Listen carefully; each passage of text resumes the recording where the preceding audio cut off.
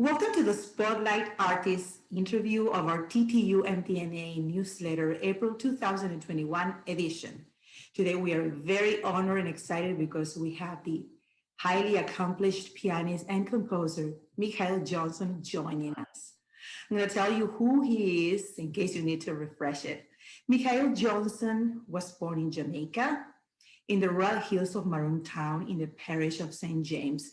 And currently, he is one of the most outstanding and accomplished composers and pianists of his country. He has won several contests nationally and internationally, both as a composer and pianist. Mikhail's compositional style blends traditional European classical trends with avant-garde, with Jamaican traditional idiosyncrasies. And he has received commissions from universities and music organizations and has won and made the finals of several competitions and scored goals, which resulted in his works being performed by the Cleveland Chamber Symphony, the Cantus Ensemble of London, the North-South Consonance Ensemble, the Concordia Ensemble of the University of Notre Dame, the Departure Duo, and the Transient Canvas. Also, he holds a bachelor's degree in science, biological science. Quite impressive, right? With a minor in music from Northern Caribbean University, plus a double master's in music, piano performance, and composition from Bowling Green State University.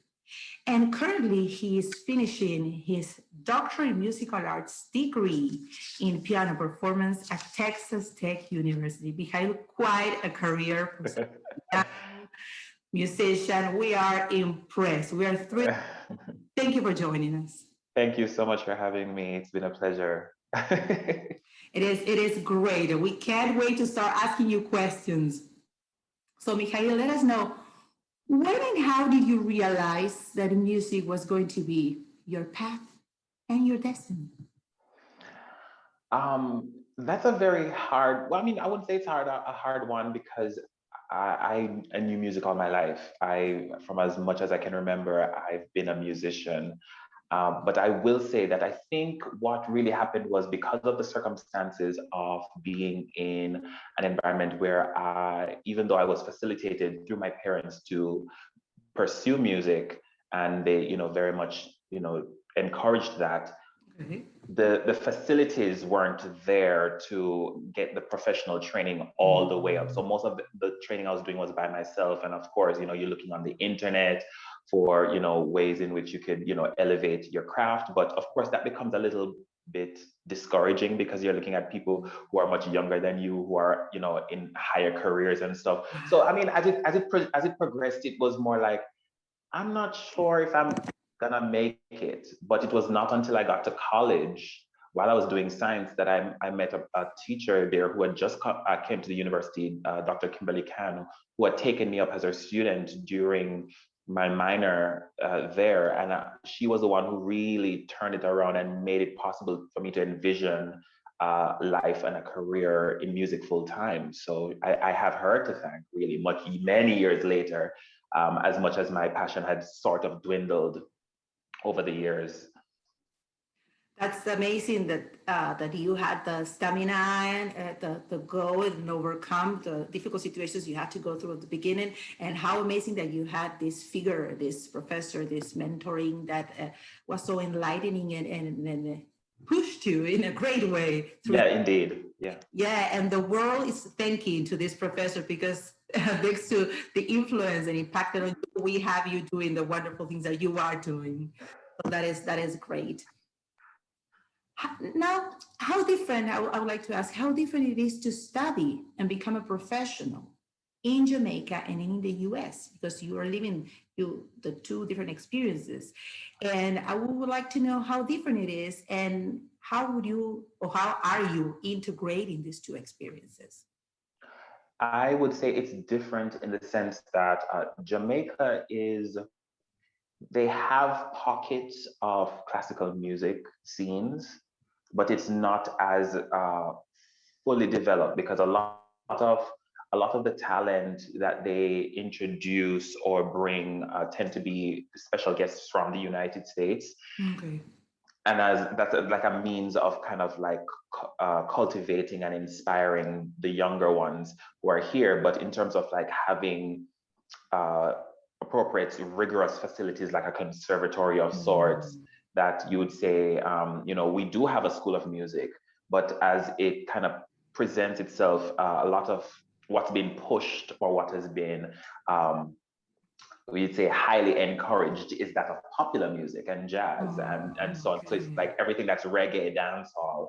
So to have an industry and like I say, nationwide rally around the popular music, it really becomes, classical music almost becomes like this little fish in a big pond. And so, you know, it's kind of hard to find a kind of huge community, as it were, where you could say, okay, I can do a concert here, I can do a concert here, I can do a concert here. Yes, you can do it, but in terms of having that massive support as you'd have in the United States, where there are, you know, every other state has an orchestra, there's an organization everywhere, you know, you're able to have different schools, have different orchestras and bands that you can collaborate with. It's very different. So being in the United States, you seem to have a little more support because it's much larger in the grand scheme of things. So, you know, if you can't find what you're looking for in one state, you can just hop to another state, and you know, you're able to kind of make things work. So it's very different. But in terms of incorporating both, I think the challenges that present themselves in Jamaica, you're able to shift and be flexible. In the United States, in the event that something just does not work out, you're able to really find ways and means of making things, you'd say, work to your benefit. I think I have Jamaica to thank for. I guess as an international student, we understand that even though U.S., it's good to hear that it's still a resourceful country. And however, being an international student implies a lot of restrictions, and that obviously is going to affect the overall decisions that you can make, and that's what you're pointing. But I see that in terms of your artistic outcome, it was fantastic. The combination, I think it's probably one of your signatures, no? How you found a way to integrate all that and make it your own art, right?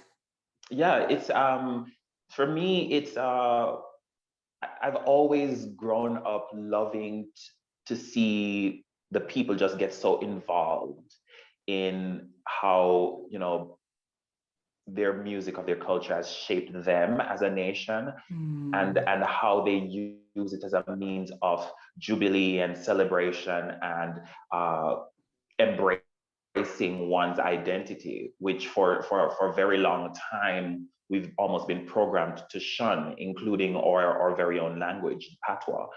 You know, if we're not speaking the Queen's language, then, you know, we are not deemed as educated.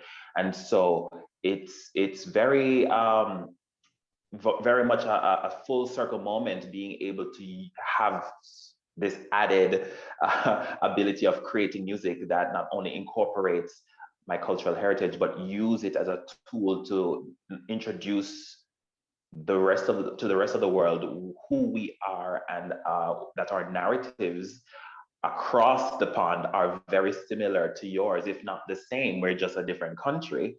And also a way of cataloging, perpetuating, and promoting a cultural heritage that can otherwise be lost. Because, of course, you know, as cultures, you know, a lot of our ideas are from mouth to mouth, are from generation to generation, passed down from what we hear and what they speak. So it's not written down. So in finding ways to catalog that and preserve it would be a very so much my very minute contribution.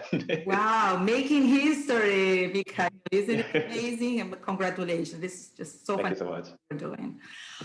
About Texas Tech. So how has it been, your experience as a doctoral student? What are the challenges? What do you think are going to be the experiences you will treasure the most? Share with us a little bit about that. Texas Tech has been fabulous. It's been Wow. Wonderful. I've been very, very privileged to have a school that I think has been really adamant about helping their students in the best way possible. And the fact that they have on board the ship some amazing faculty. I think that's what really helps drive the the institution to its highest orders is the faculty that they have been very. So the challenges I had was like as an institution regarding the the music school was that I had wished we as doctoral students had the opportunity to travel abroad and study, to be able to visit the very places that we ourselves have been studying for so long, like Vienna and Hungary, and being able to have the idea of moving from, we say, studying the composers and having them create, just this direct connection. So I think it's very vital. I'm hoping that that would be something that they would look into in the future, but I think it would be a very great tool. And apart from that, there were some aspects in which I would want to have a lot more time to incorporate a lot of our own goals and studies into our projects. And I think that would be something that we would want to dive into a lot more to make this experience a little more holistic and personal. Okay. But apart from that, I feel as though, my greatest experiences would be what I've learned from all the faculty that's there, Dr. Westney, Dr. Cash, Dr. Sakina, you name them, from all the different areas and departments. It's been such a wonderful treasure to actually have them on site, and you can go to them when you want and be able to really ask for their expertise. And it's been a really, really amazing journey because those ideas and schools of thought really stick with you, and you're able to implement them in your own way, to the next generation. And I'm hoping that that would be something that we'll be able to take very, very personal and elevate that to the best way we can. Fantastic. They are certainly wonderful professionals, mentors, and also wonderful human beings. What you were saying is not only how much we learn from them, because I had the privilege to be their student as well, not how much we can learn from them, but also how can we rely on them and count with them in every source of way that we may need along the way as a student. So a great blessing, and I'm so glad that you made the most of it. Let's talk about your scientific side, which is so amazing. I mean, you hold a bachelor's degree in biological science. Huh? Not enough with all the degrees you have in music, but this scientific aspect. How will you say that science did impact your work, both as a performer and composer? If it did at all, right? The science in itself, of course, it's very interesting how the science and the arts always seem to go hand in hand, whether we want to believe it or not. Yes. And so it not only informs me about how music operates in terms of the details and the intricacies, how complex the body in biology is, and how that contributes to how we create art and its complexities in and of itself. I find that having this science degree had informed me without even realizing the aspects of health and wellness in performance, and being able to understand the triggers of what was causing any semblance of what could be potential injury or what should not be happening if it's occurring and stuff. So I was able to kind of stop things from getting worse or in its tracks, and I think that was a very huge blessing of having that knowledge. at the forefront. In other aspects, I feel as though it's just bits and pieces of this idea of complexity and simplicity at its core that I'll be able to incorporate into my compositions and performance regime. I think it's something that will always stay with me, and it's a huge blessing to have that as a part of my holistic approach as an artist. And it gave you a very objective way of observing yourself, which is Yes. very, very important. We musicians tend to be very emotional and very self-absorbed about everything we're doing because that's our nature. We are expressive people. But to have the objectivity of a scientist to observe not only what we are producing, but how our body is functioning is a very, very powerful skill that you incorporated through science. Talking about your compositional style, what defines your compositional style? If you would have to say, what are Mikhail Johnson's sine qua non? I really would not like to define it per se as one set compositional style. I would say I would have a main idea as to what I'd want most of my works to include, but I feel as though it depends on what I'm feeling in the moment that piece should present. Because if I want to write something that's Baroque in nature, or if I want to write something that's highly romantic, or if I want to write something that's very, serialist, I should be able to indulge in that as I see fit. However, I find that my heart tends to lean towards finding ways in incorporating my cultural heritage, the folk music, the folk rhythms, the folk dances, the idea of narrative, being able to use my language to bridge the gap and have my own people realize that, hey, this music can be something for you. Because I find that my compositions, the way I intend to write it is a way of having my people recognize that you too can enjoy classical music and understand what it is. Because I feel as though what really prevented people from engaging with classical music is because they had nothing to relate to.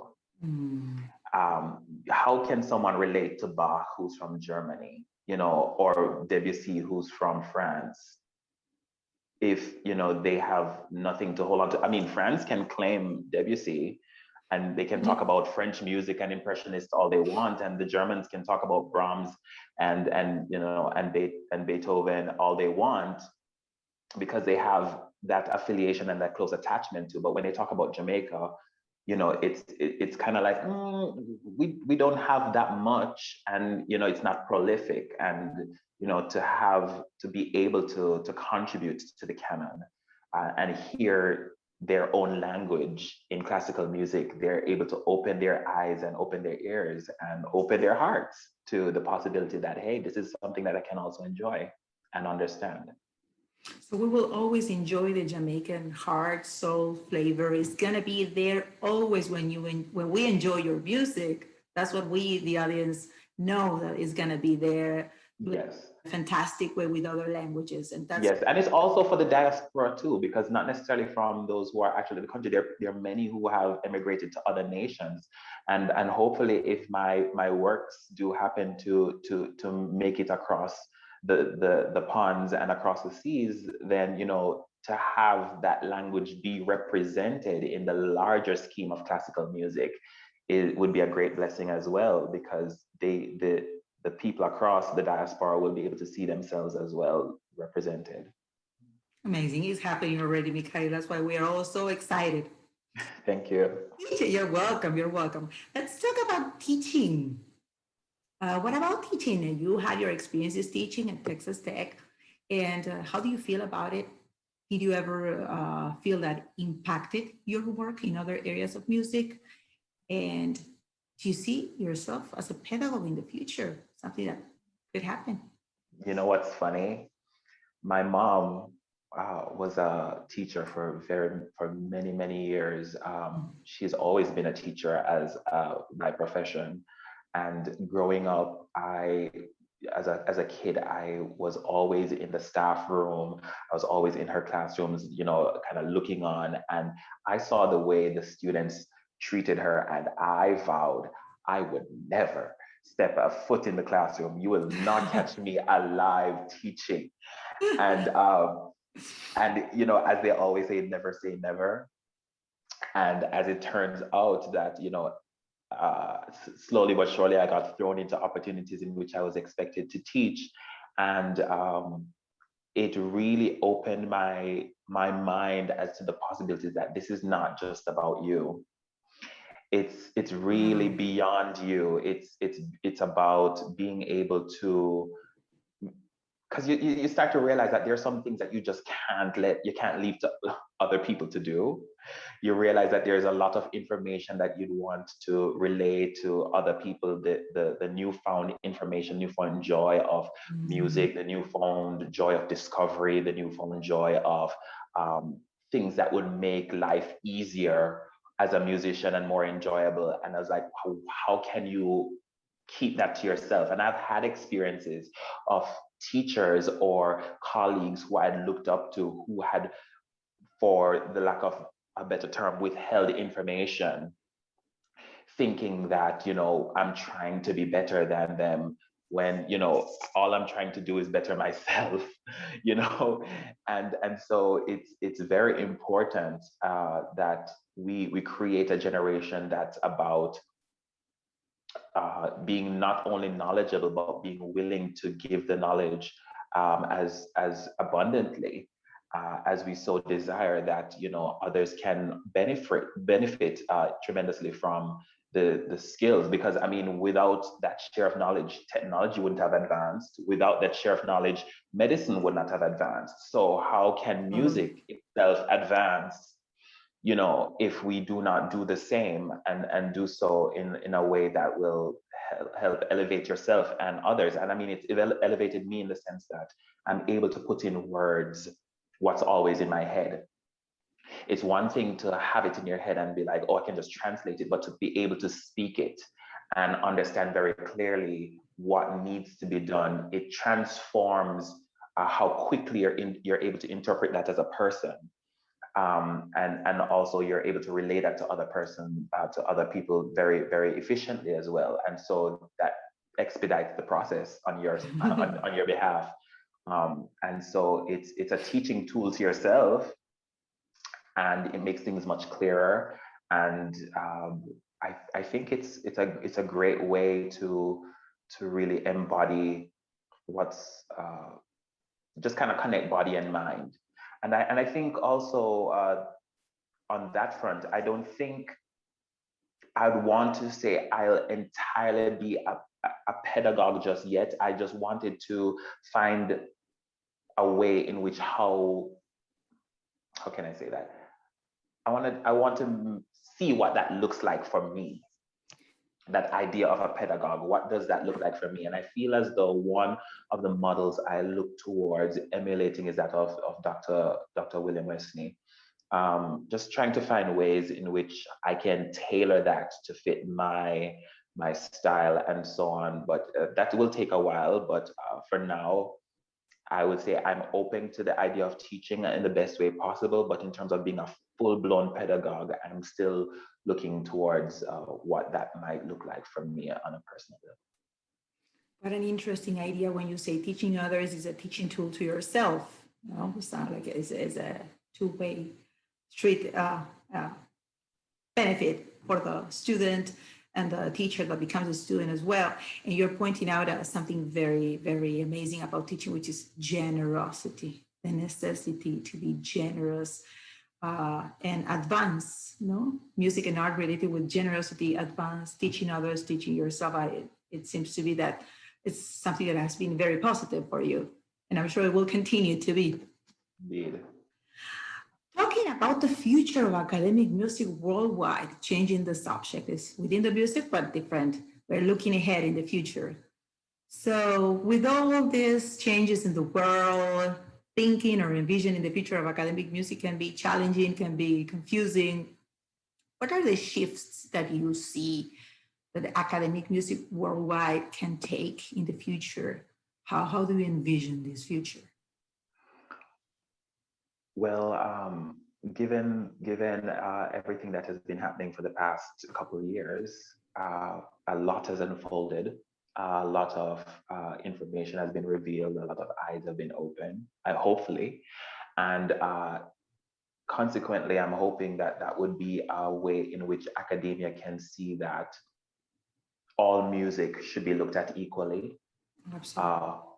All forms of theory should be explicated. Um, all forms of methodologies in which, you know, what we deem sophisticated music can be revisited, revamped, and put out there as something that comes in all shapes and forms and modes. And I do look forward to it being a bright future in that we are starting to get the proper picture of what music really is about, and how it manifests itself in a variety of ways, and how that can inform or performance, how that can inform our scholarship, how that can inform or mode of existence, and we will get to understand that the world of Eurocentric ideas is not or should not be the litmus test or the rubric to which music is deemed of high esteem or excellence. But once we start to move away from that and kind of decenter ourselves from that narrative, we'll start to see that music from all walks of life is absolutely stunning. And also it gives us a good view of the world that exists around us. And we'll start to acknowledge that it comes in all forms, and it's equally as sophisticated and beautiful, and should be studied with equal care and study and scholarship and so on and so forth. So I do see a good future with that. It's just for us to really take a step back, acknowledge, care, and move forward with intent. Intent. I'm thinking when I listen to you, diversity, crucial, integration, crucial, appreciation of all the ways that music found itself to express, no, in different cultures, and I totally agree with you on that.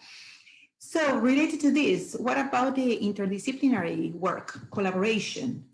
What role do you think collaboration and interdisciplinary work will play in this future of integration and diversity?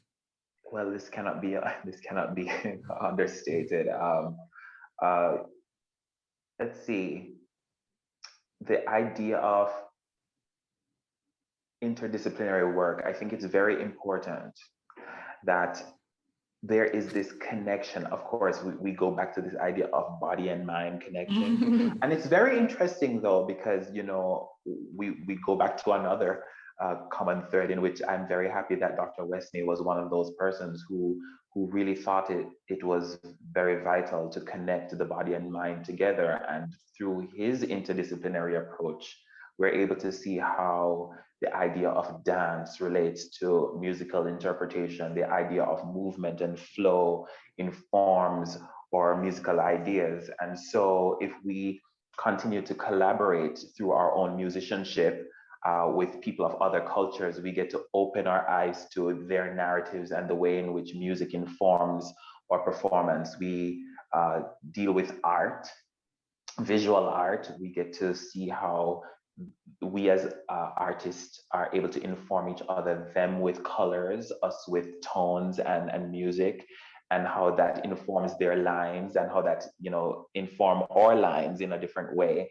And with dance, of course, we've discussed that already, but in a larger scale, like, you know, people who've been able to collaborate with these other forms of art, we start to see a much more diverse and more holistic approach in their performance.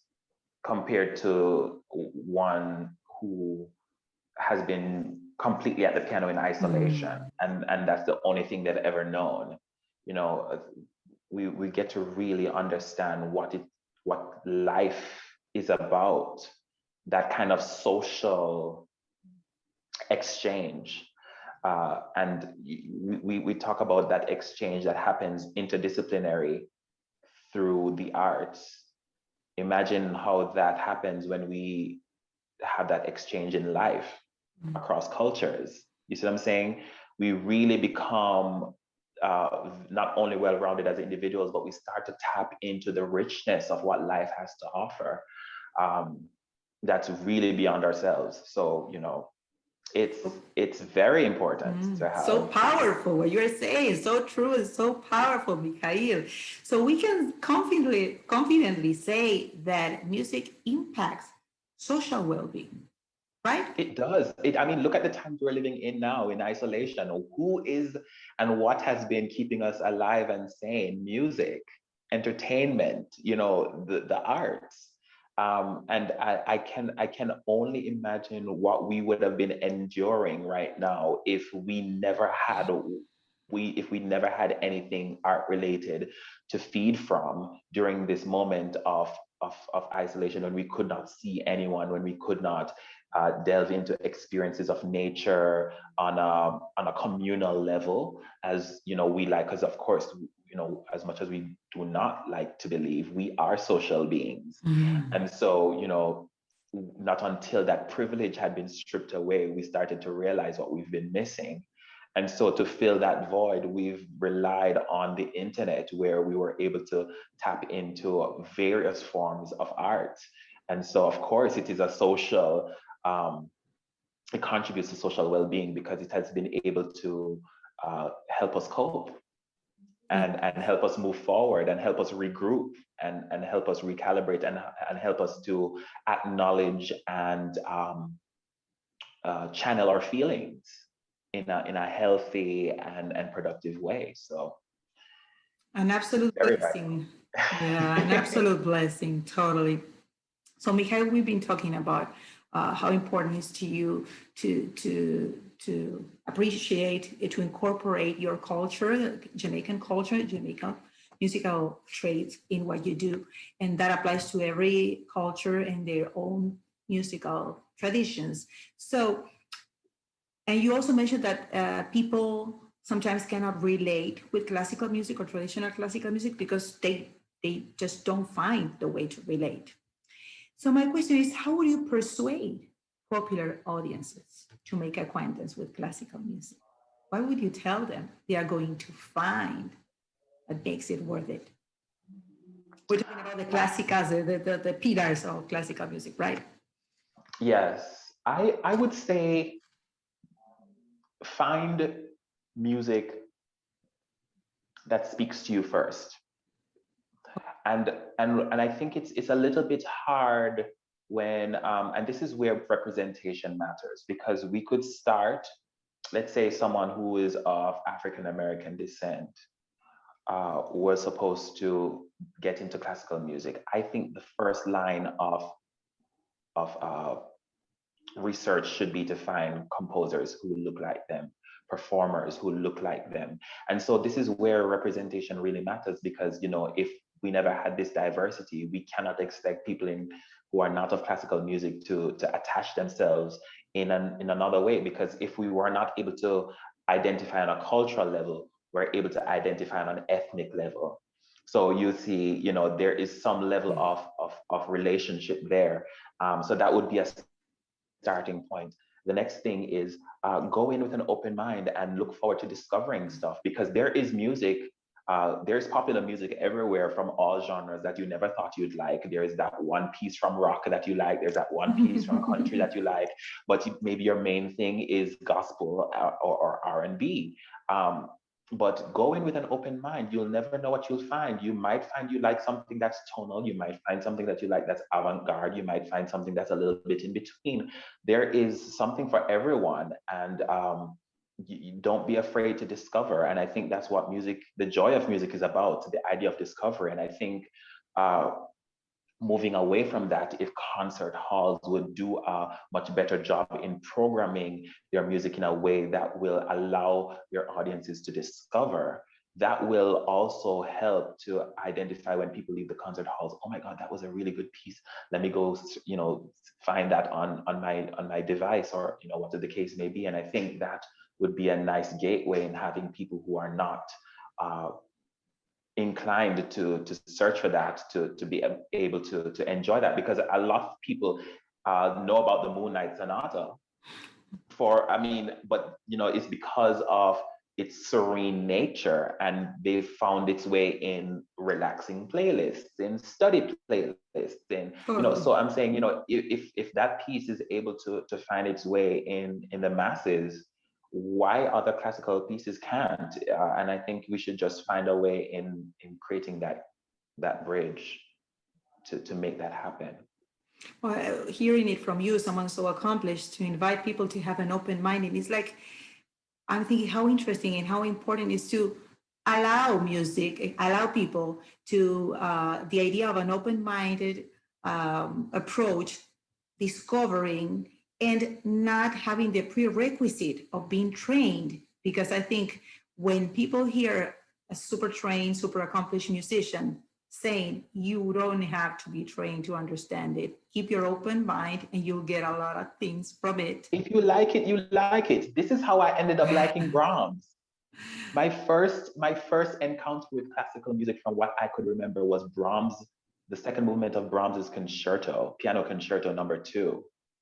And I was just so mesmerized by his chord structure. I didn't know what chord structure was, but I knew what I heard was absolutely stunning. And I had that thing on repeat during that time when they had the CDs, and that CD was worn out. That CD was worn out. It was so fascinating to me. And I think that, for someone who was all about gospel music and kind of improvising at the time on hymns, to discover that was very, very intriguing to me. And so when they had the ships that had the books and CDs, and I would look at Bach and these CDs, and I asked Mom, could you get that CD from me? I never knew what was on it, but I knew that whatever it was gonna be possibly could be a treat. I could find something. And that's how I was able to discover Bach as well. And so you see what I'm saying? You just have an open mind. It will transform your thinking on how music is perceived across genres. Totally agree with that. Open mind and joyful heart, because your words shows the joy, of course, you experience through music, and you assure people that they will find that joy if they keep their mind open, right? Yes. I have a final question for you. And it is about giving advice to someone that wants to become a musician. What is the most important advice you would give to anyone that decides to turn to music seriously in order to build a professional career as a musician? What is the main advice that you would give to that person? My advice would be, answer these 2 questions. How badly do you want it? And 2, if you did not have music as a career choice, if you no longer had music as an option, would you be okay with that? Because if you answer those 2 questions, you're able to see how far you're willing to go, how driven you are in the setbacks that will occur along the way. Because I'm just living my dream right now as we speak, and this has been years in the making. When I thought back in the day when I was 14, 15, all the way to 19, that I should have been there already. And I was already discouraged looking at 15-year-olds, 10-year-olds having huge careers in concert halls. And I'm like, well, okay, I guess I could just put that in the drawer and lock it shut. But I could not see myself without music. There was no way it was a possibility. And to have a support system, both from the parent side and from the village, which was, people who surrounded me as, professors and mentors, they were an integral part in ensuring that flame was kept alive, because they continually inspired me and pushed me in the proper directions. And this is where, again, find a support system that will contribute to your goals. It's very hard, especially with cultures that do not have classical music as a stronghold per se, unless you're possibly in Europe or maybe in the United States. But where you can find a community that enjoys what you do, hold on to that and let that be your flame in the meantime until you're able to get to the next level. And don't be afraid to take risks. If you see an opportunity that you feel that you're maybe unprepared for, still shoot at it anyway as best as you can, within good reason. But it's for you to prepare. It's for you to get your name out there. It's for you to build a network. It's for you to have someone have an eye on you. And it may not manifest itself now, but it can manifest itself in the future. And always stay ready. So I think those are my few tips for as best as possible. And don't be afraid to network. For those who are on their way to professionalism, I would say the people who are right beside you in the classrooms, the people who are right in front of you, those are the people who are going to get you further in your career. It's not you just going to exit school and manifest that you'll be, with the London Philharmonic and the Boston Symphony and soloing with all the greats right away. But I feel as though your starting point will be the very people who you communicate with for those 4 years in college, for those eight years in college, from undergraduate all the way to your terminal degree as doctorate. Those are going to be the very people who help your career. So always be nice, always be gracious, always be professional, and always give your best, no matter who's listening. Well, commitment, crucial. Be 100% committed. I hear from your words. Willing to be committed, completely proactive, thankful, and be willing to build your own career and not wait for anyone to build it for you, and find supportive communities. I think is a great combination that is what enables us musicians to dive in and keep growing. I totally agree, and very, very useful, very good for those that are listening and are thinking about becoming musicians. Okay, how much are they willing to commit, to be proactive, and to go for it with courage? Mikhail, we have no words to express how thankful we are with you. You're sharing your wisdom, you're sharing your joy, you're sharing your enthusiasm, and we are thrilled to see the great things that you are going to continue to do, because you've been doing already. I'm so thankful. And thank you so much for having me. It's been such a tremendous honor and privilege. And as a colleague and as a friend, I must say I'm very much proud of you and your accomplishments. And I'm hoping that together we'll be able to just take the world by storm and go on and spread the joy of music as well. So thank you again for having me here. You're welcome. We will continue to do great things. Thank you so much. Thank you.